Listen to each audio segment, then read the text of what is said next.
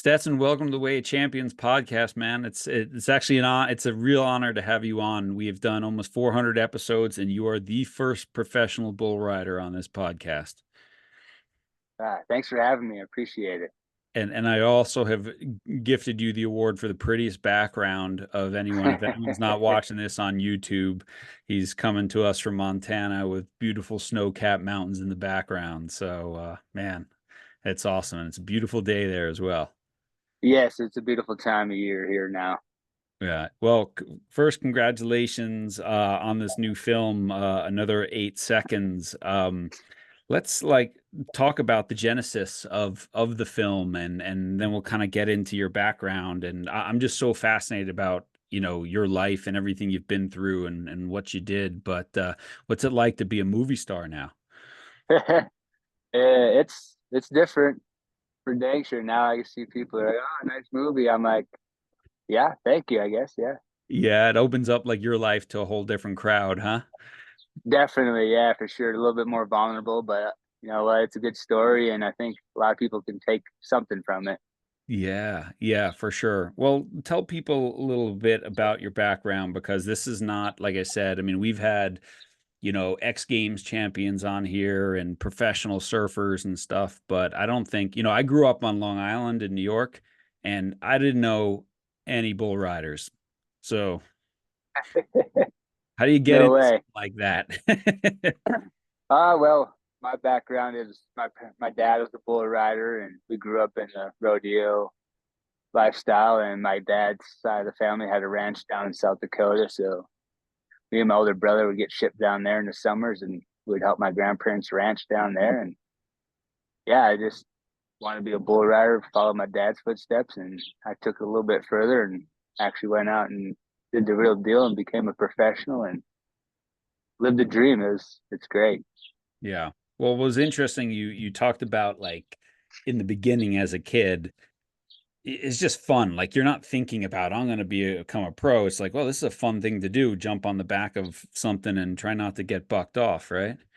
Yeah, exactly. Back when I was little, I was just trying to imitate my dad, and then shoot, you get that adrenaline bug in you, and then it's like, oh man, you can't get rid of it. It's a drug. Yeah. And I mean that adrenaline, like I just think about that type of adrenaline. I guess it's kind of all you know, right? Like, you're not thinking like there's something about a kid, and I have two teenagers. And I mean, my adrenaline sports these days would be skiing and mountain biking. And I go downhill mountain biking with my son, and all I'm thinking about is how I can get hurt, and all he's thinking about is if I pull this off, it's going to be so cool. Exactly. That's basically how you are when you first start out riding bulls. Like, how cool it'd be if I could pull this off, ride this sucker for 8 seconds, and then see what my buddies think. And then, yeah, I just elevated to another level, and I figured I could make some money at it. And shoot, that was the Yeah. wheels started turning. Then after that, Yeah, wait, someone will pay me for something that I would do for free, right? Like, yeah. exactly, exactly. As a kid growing, like how do you work your way up into that? I mean, you don't teach calculus to kindergartners and you don't throw, little kids on like what do you do? How do you work your way up before you even like ride a bull? Basically, the route my parents took and the way I went about it was they start off with sheep riding, calf riding, and then steer riding. Work your way up through those like Mhm. animal sizes, and then you get up into high school and all that.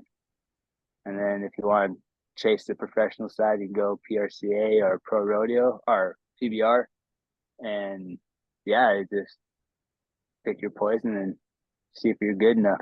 Yeah, yeah. So your path went to PBR, and I mean, how many years? I know you made, 9 world finals. Tell people how like what's the pathway? There's different events around the country, and I'm assuming if it's a world final, is there other countries that have events as well, and then people come together for a world final, or is it mostly a North American thing, or? No, it's basically any other kind of sport. You got to work your way up through the amateur levels and work your way up the rankings. And basically, you got there's 5 different countries that the bull rides come from: the U.S., Mexico, Brazil, Canada, and Australia. Mhm. So, and then to be on tour, they call it in the top 35. You got to be in the top 35 of the world of the PBR, and then that's where you're on television every weekend and going to all the big arenas throughout the U.S. And then the World Finals is basically equivalent to like the Super Bowl or the NBA World Finals game. You know, it's the highest you can get at that level. Mhm. Mhm. And what do you do, like, explain maybe, to me as well. I've seen it and I understand the 8 seconds, but, like, what are the rules? And it's, like, 8 seconds, but then you also get scored on, like, style and all sorts of stuff because you get a score after each ride as well, correct? Yes, sir. Yeah. So after the 8 seconds, the rider and the bull are scored on their performance, and the rider is performed on how well he's in control on the back of a bull, and then the bull's scored on how difficult and challenging they are, how high they get up in the air, how much they kick, and spin like that. So it's all point based, and it's 1 to 50 for the rider and 1 to 50 for the bull. So best possible score is 100, and if you're in the 90s, it's you're making some good money and having a good time. Yeah. And so, like, the bowl kind of determines your degree of difficulty, right? If you get not the best bowl or if you get a bowl that doesn't have the thing, then that hurts your score no matter what you do, correct? Yes, very correct. Yeah, it's basically if you don't have a good bull, there is an option of a rewrite. So if your bull doesn't hold up to the standards, basically, I think it's if you're 80 or below on points, you get basically your record are honored a rewrite if you want to take it, depending on how you're feeling and stuff like that. But if your bull doesn't perform, there you get a rewrite. And at the PBR level, they're just like the riders. They go through all the bulls, so it's the top bulls in the world at that time. So Yeah. normally it's the best going head to head. Yeah. I've watched your film twice, because it's so cool. And like, I know in some of them they talk about, like, you rode some bulls that had not been ridden before, not been ridden for 8 seconds before. So, Yeah. like, what is the mindset? What are you feeling in that moment when you're on that bull going, "Oh, this could be bad." Uh, basically, you got to block all that out, all that negative and doubtful thoughts out, and just go in there being like you're a gladiator and you're going to dominate everything you can. And yeah, you don't think negative, think positive, and you're the badass that you are, and that's why you're there. Yeah, I love that. So what's the physical preparation side of things to be, because obviously you can't just ride bulls all day. So what are you doing? Like, anyone who's watched this is going, you know, that, like, 8 seconds is like my last 3 months of core workout. So, like, like, what do you do to prepare? I did a lot of training, strength training in the gym, yoga for flexibility and help with balance. But yeah, basically I'd go 3 days to the gym, yoga one day, then usually catching a plane the next days. But in between, if you're having going through like a dry spell or a rough time and you're riding, some people like they actually get on bulls and work the kinks out. So you can do that during the week. But just week in, week out, and everything's going good. I would say in the gym 3 days and yoga a day, and maybe some drop barrel mechanics just on the barrel where you're not getting risking yourself getting hurt. Yeah. So Yeah, that's interesting. So I never realized. So yeah, really, unless you're trying to fix something specific, you're not riding a bull during the week. You're just doing that in competition, just because of the danger yeah, and everything like that. that was my mentality. There's guys that get on once or twice during the week, almost every week, but I just tried to eliminate the risk out of it as much as I could. After you get to a certain point in your career, you definitely once you get like past 25, the body hurts a lot more, so you're not eager to get on as many bulls as you did when you're younger. I can imagine that for sure. There's, like, the learning curve, and then there's, like, the maintenance curve. Exactly, yes. The longevity of this career is not enhanced by the more bull rides you take. Man, I want to blend in here a little bit as well. Talk about your Native American heritage as well, because then you sort of, I mean, that's a big part of who you are, and then it was also a big part of your celebration. So talk about your background. Yeah, on my mom's side, I got Chippewa, Turtle Mountain Chippewa, and on my dad's side is the Cheyenne River Sioux. And yeah, I just always try to give back to my heritage just because I think it's great and I'm proud of being Native. And it's I think it's a big step for the small community of natives there is, that to show them other natives that you can get out there and live your dream. You're not stuck, I guess. Yeah. Yeah. And you tell this story in the film about like being proud of that and listening to a lot of the native music to Oh sort of yeah. get you so like yeah, like that was part of your preparation as well, and I want to get into that more, but what did you just say, like one of the rodeo clowns like, well, if you're going to listen to the music, you better do Oh the dance at the end or something, right? yeah. There's this song, Electric Powwow, and it's basically just native drums and some. That's about it. So basically, it's just a rhythm I like to get into and just zone out. It's basically you go back to not thinking and just relying on your reactions and your ability to ride the bulls. Mm. So you try to tone all the other stuff out as much as you can and just go to them suckers. Yeah, and so you're like, talk about what does your day look like before that competition, or maybe like what's the hour before you ride? Did you do a lot of breathing or like visualization or meditation, or did you take in what was around you? Like I'm always curious. Like every athlete's different, right? And some people like they feed off the energy, and some people the headphones, and I need Yeah. to be in my world. What was your preparation?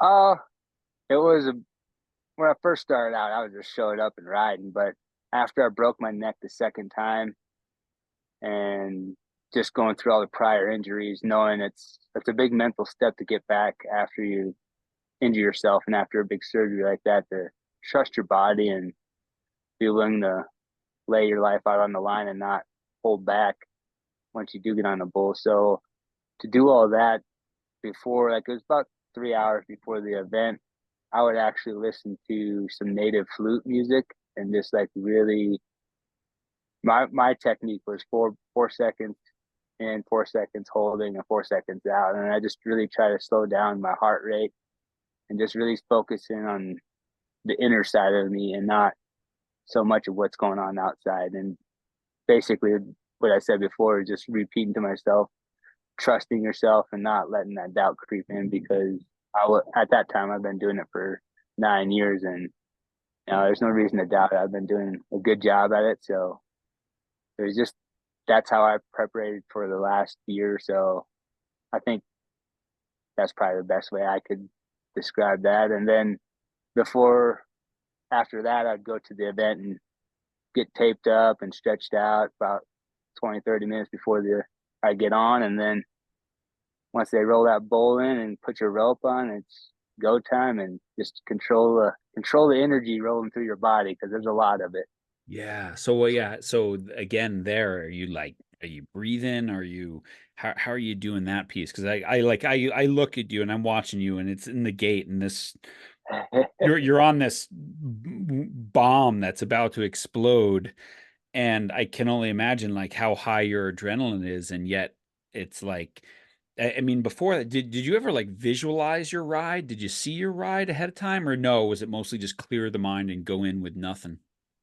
uh, I did some of that visualizing stuff because there's a website you get like a bull pro or pro bull stats where you can bring up the stats of the bulls and you kind of see what they've done the past few weekends and stuff. And that was not good for me because then I just set myself up for traps. So Oh. I didn't want to pregame anything. I just wanted to go off reaction and not try to think too much. So And so a bull that's stat where, would be like spins or kicks, or is that like what a bull stat is? yeah, basically if bull stat would be like he scored, so it's on their side 1 to 20 or 20 points or whatever. And then they'll have videos of him. They'll be like, oh, this one goes right, or he goes left, or he goes out 2 jumps before he turns right or left. So there's a lot of that creeps into that. Oh, he's going to go this way, go that way. Well, Oh, they're interesting. live animals. They don't do that stuff all the time. They didn't read the report. Exactly. Oh man. So it's better off if it just showed up and not pre-game planned anything and just relied on myself to react on what they're doing. But like climbing over the chute would be, I was joking around. There's a lot of different guys. I had a lot of buddies that were very quiet, like you said, and other guys were jacked up. I was pretty calm, but for the most part, I like to joke around and just ease the moment because it's pretty high tensions in there, and I'm just there to have a good time and show out, I guess. I love it though. I mean, you were able to bring this attitude and philosophy of joy even as a professional. Like that I think that's a theme that runs through, and I will get to talking about your coaching as a bit, but it seems like joy is something that runs through your life. And whether I'm getting paid to do this or whatever is on the line, or whether there's 10,000 people in the stands, I'm still here to have fun, right? Exactly. Yes. Yeah. That's that's basically my motto in life is enjoy it because you don't know how long it's gonna last, and that's it. So Yeah. don't worry about the small stuff. Yeah, amen, man. Well, you said something that not everyone gets to say is after my second broken neck, right? And so, I mean, bull riding, I gotta imagine, is not like, if you're gonna get hurt, it's when you're gonna get hurt. So, I mean, before we talk about broken necks, I mean, I know you had the shoulder injuries. I mean, you had a bunch of stuff, right? Oh yeah, I go through a list. I got broke my jaw 3 times, my right arm 4, fractured my pelvis, don't have a PCL, my right knee or meniscus. I got that scoped out. My LCL, my left knee is torn. Broke my left leg twice. And I don't know how many times I went to get stitches. I'm just picturing you walking into a new doctor, like, here's my chart. And I'm like, whoa. I never do that. They're like, oh, do you have a regular doctor? I'm like, no. And it's if we go through my whole chart, we'll be here a long day. So Yeah, like that thing where that you fill out like prior surgeries or prior injuries. Like, I need give me some more paper. yeah, Dude. I need 2 sheets of paper to fill this one out. Yeah. So, I mean, I watched the video, your first broken neck, and I mean, I'm just like, oh my goodness. And so you go through that, but you do it, and you pop up, and you kind of like move off. How long till you knew you were like, I mean, you'd been hurt a lot. Like, at what point we were like, ooh, this is different. And in that video, when I go to watch it again, I'll go up to the gate and I Yeah. really can't lift my right arm up there that good. Oh. At that moment, I knew something. I didn't know I broke my neck, but I knew something wasn't right, and I lost a lot of strength in my right arm. So Mm.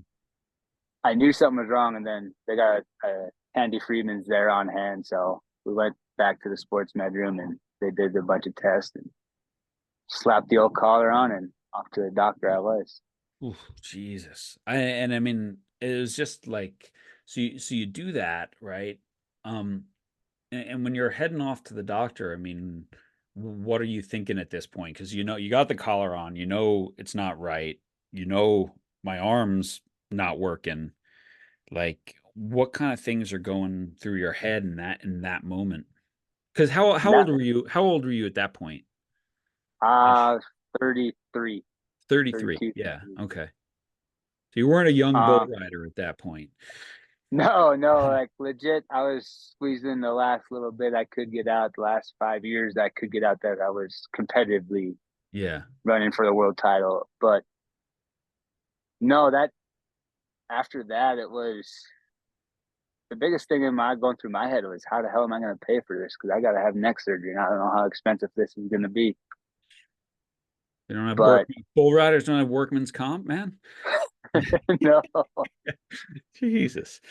Holy cow. Yeah, okay, so So, am I gonna pay for this? But then you decide to come back, and I know you have had a lot of support from your family and everything, and you come back. So you have surgery, they fix it. What does the doctor say to you at that point? Like you shouldn't ride again, or he's like, "Oh, go ahead," but going before the surgery um was the first question I asked, will I be able to ride again? mhm. And he said if everything goes well and nothing else happens, like he sees anything else once he gets in there, you should be able to ride again. And from that point on, I was in the mindset of I'm gonna do it again because I wasn't finished. I still knew I had some potential, and I was just getting back into really good shape again because after my shoulder surgery, I got back in the gym for 6 months, rehabbing that, and then I got into good shape, and then I really wanted to hone in on that and see what it'd do for me. I don't know if it's been making me better or not, but I wanted to see.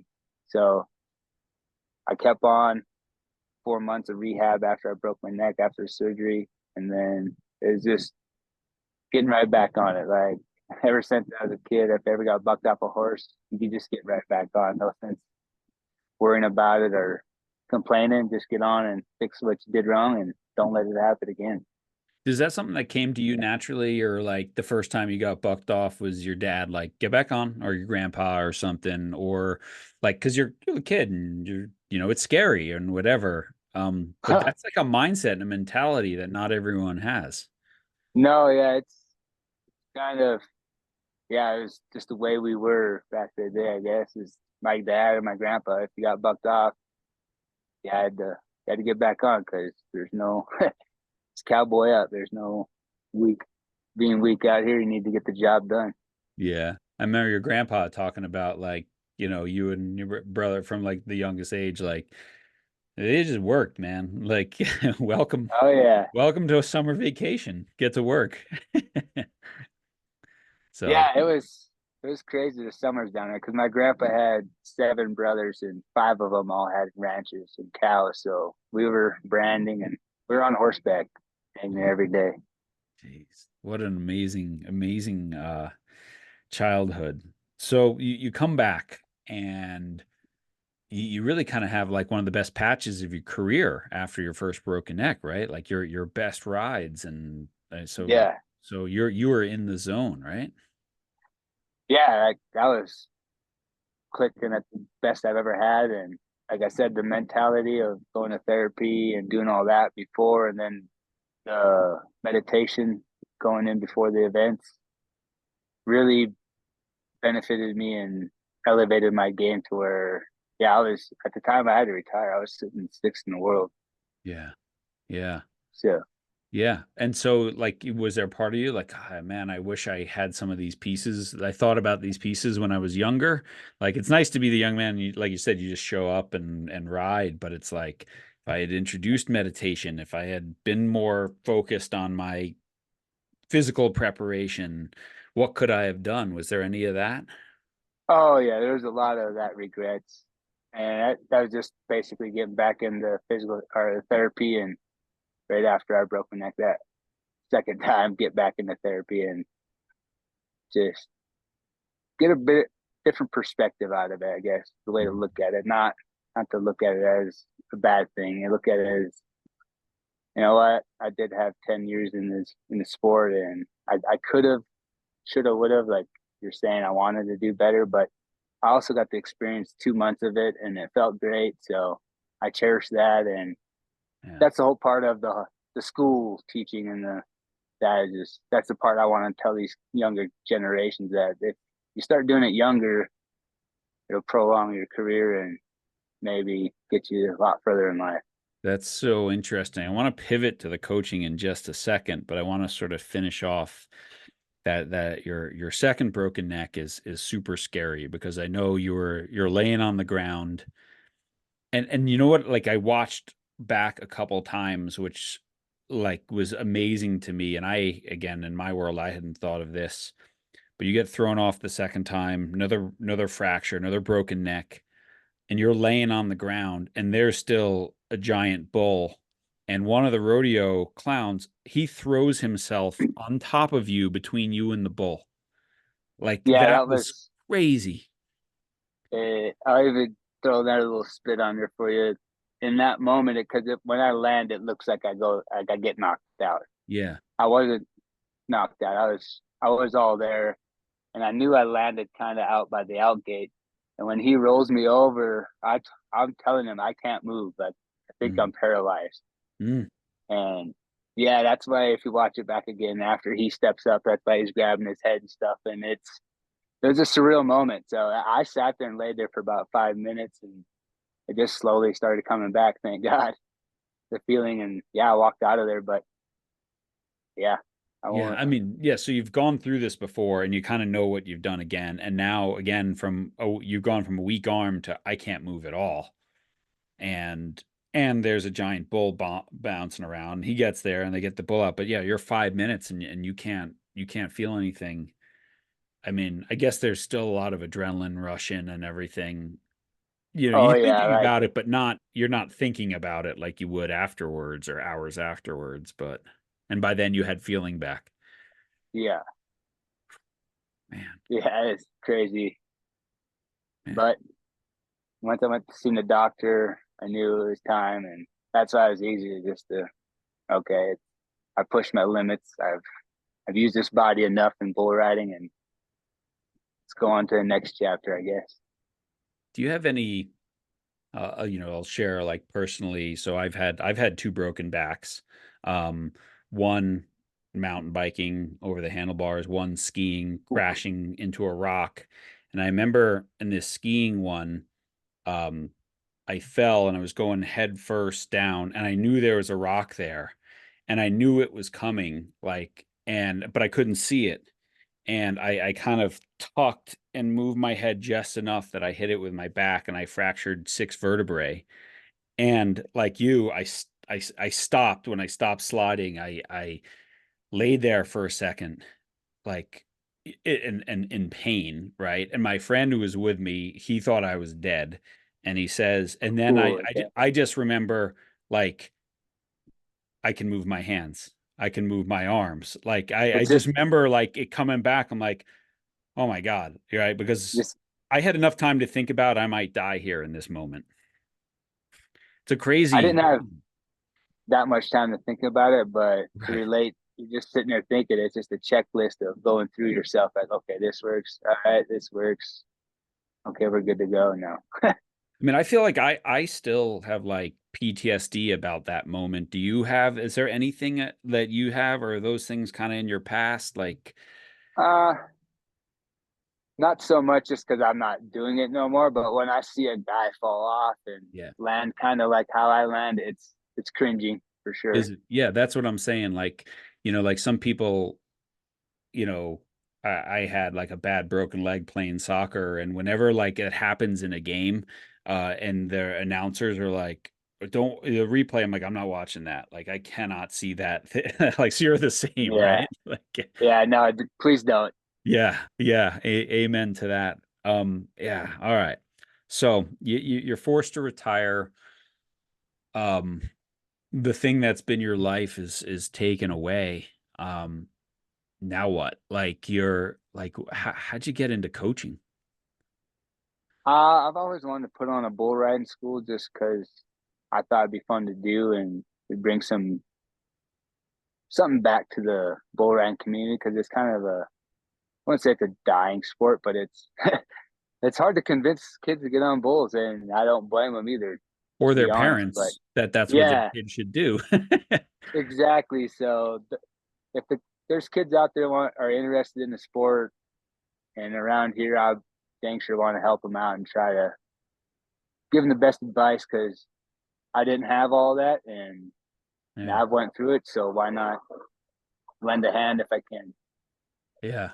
What do you think, like what's the qualities of a great coach in your mind in that sport? Ooh, tough question. Qualities.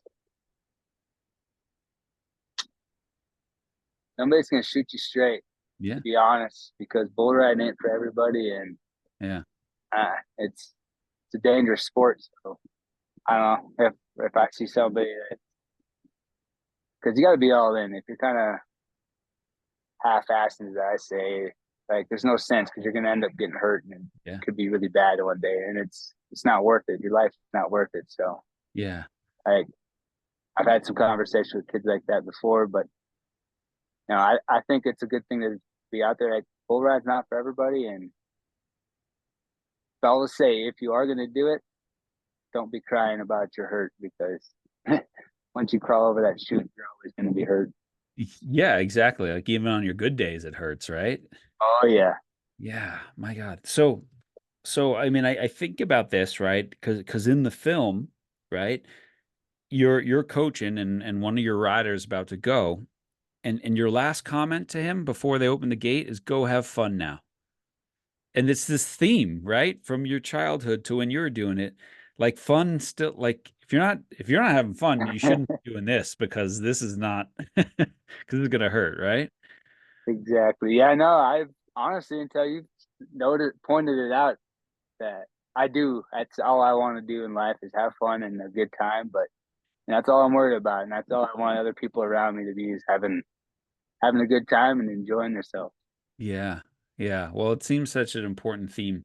Let me ask you this. Like, when you're coaching, do you feel the same sort of competitive juices as when you're an athlete? Like, how do you how do you celebrate or struggle with the performance of the people you're coaching?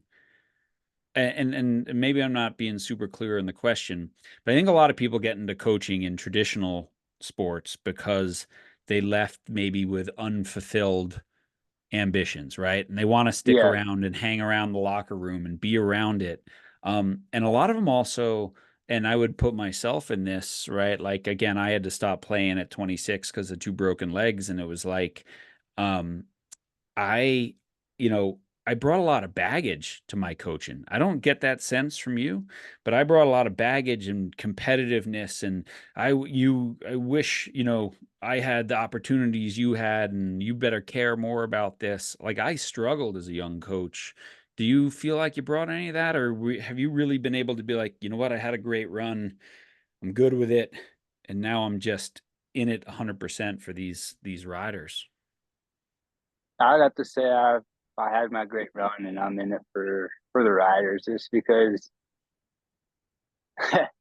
it's a weird thing. I could talk shit now because I don't have to back it up. Yeah. But Watch the uh video, man. Watch the video. exact Look at the buckles. exactly. That's what all these college kids are like, oh, you just get on one. I'm like, there's plenty of footage of me riding. You guys can go and watch it. Yeah. Uh, Yeah. I have nothing to prove anymore. I proved everything to myself, but no, I don't think I bring any of that to the coaching. More than anything, I try to make it a good atmosphere and a good place to learn more than anything. And shit, I'm still learning. I'm learning how to coach and learning how to communicate it because I can do it myself. I know how to do it, but trying to relay that into words and tell people what muscles to use and how to use them at what times has been a learning curve for me. But getting it figured out and getting it dialed in, I think getting these kids to understand it a little bit better. And I coach a lot on feel, not on um what you call it on form based. Like everybody has their own kind of form. As Yeah. long as you stick to the like main basics, Yeah. like just be you and roll with it. Yeah. It's good for you, man. I mean, I'll pay you this compliment because I don't know how long you've been coaching. I don't think it's been that long, but it takes a lot of No, coaches like a decade or two to figure out what you've figured out already, right? Of like, really, I did yeah, not it's know that. yeah, and so you've like said some, I mean, we've had some of the most famous coaches in the world on this podcast, and they're all super curious, right? Like they're Yeah, they've let go of their ego, right? It's not about yeah, them, it's about the people they're coaching or the teams they're coaching. And it's also like what kind of what you just said, like the golf coach who tries to say this is the one golf swing and only golf swing and doesn't work, right? no, Versus like the feel of like, okay, let's see how you do it. and let me work with how you do it, you know. Exactly. So that's cool that you've already figured out some pretty hard stuff, man. So good for you. I appreciate that. Thank you. Yeah, that's cool. I mean, how do you I mean, I guess you were coached by your dad. Like, who were your coaches? Uh, What have you taken from them? my dad basically helped me out through high school, a little bit into the amateur ways, but then we got into an argument, as all father and sons do.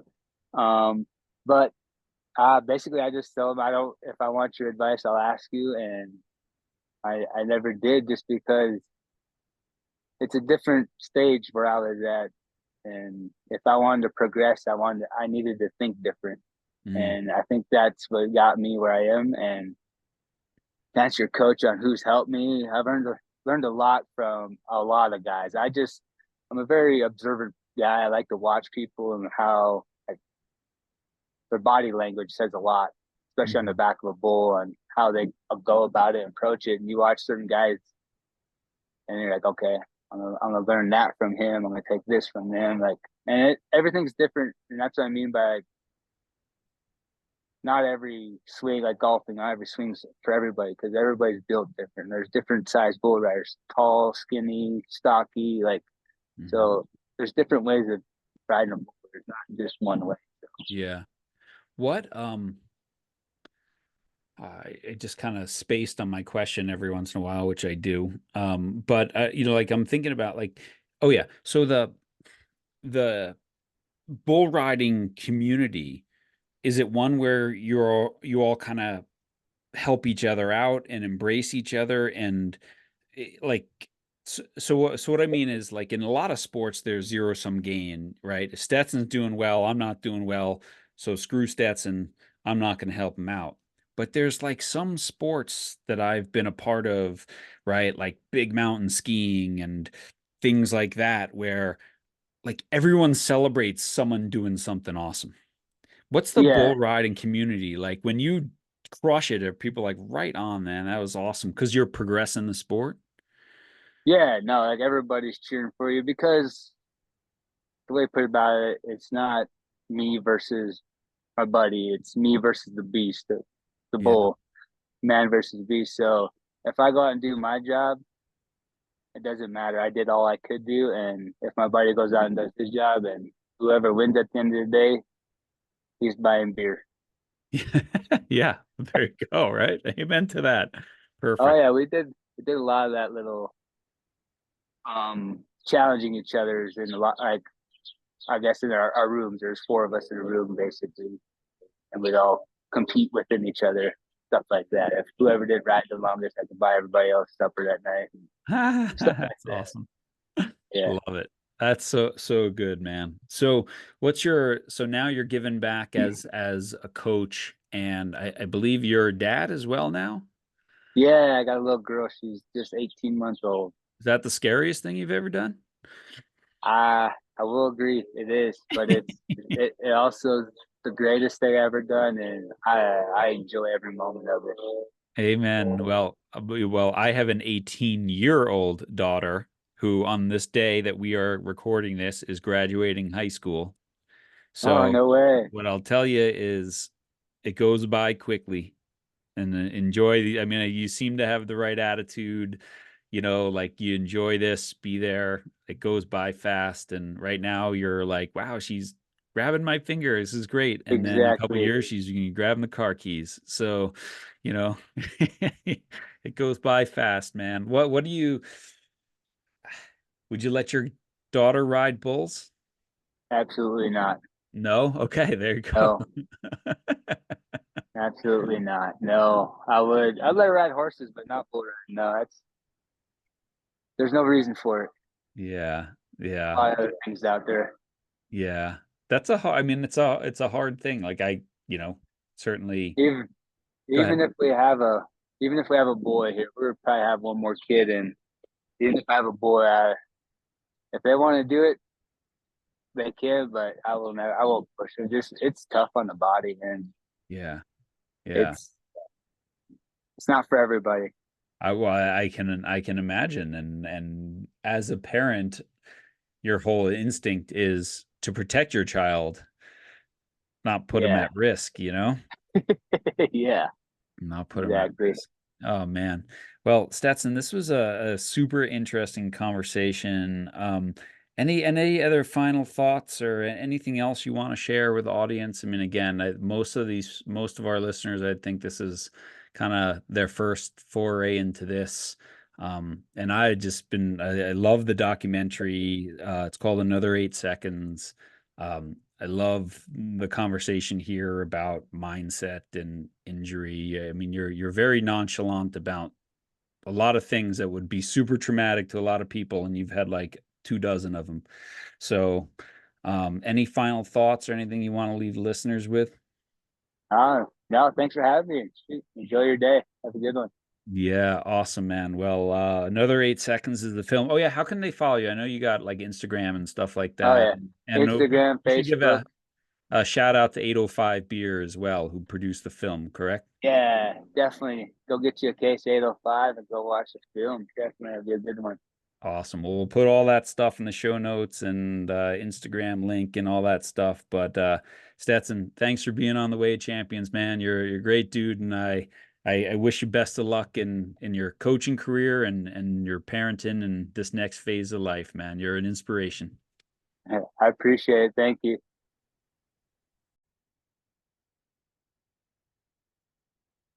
Thanks everyone for listening. Thanks again to Stetson Lawrence. You can follow him on Instagram at Stetson Lawrence. The film is Another 8 Seconds. It's about 15-20 minute film. Like I said on the podcast, I've watched it twice.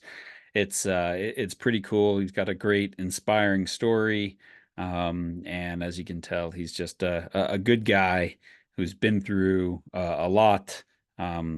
He's our first professional bull rider on the podcast, and just a whole different world of sport. And there's not a lot of sports out there where it's hold on for 8 seconds, because if you don't, really bad things are going to happen. And so the acceptance of injury, the acceptance of failure and struggle and so much more, and just how you get the mindset. And then I think also how his career evolved. And after some injuries, the importance of strength, the importance of mental training and the inner game and stuff like that. So, and then I think the importance of joy and fun. All right.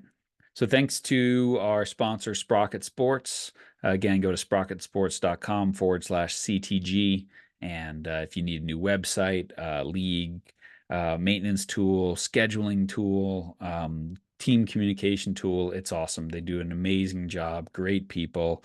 I've been in this space a long time, and they're definitely the best that I've ever worked with. So check them out and let them know that you heard about them on the Way Champions podcast. All right. Thanks to our Patreon podcast champions as well. And again, if you heard that we canceled our conference for this year, but Jerry and I are putting together a mastermind group and taking a whole different approach with a much deeper dive, and actually certifying some people to spread our message as well. So if you just go to Change the Game Project, and under resources, there's a tab there, or just on the main menu, it says WOC certification. Just click on that.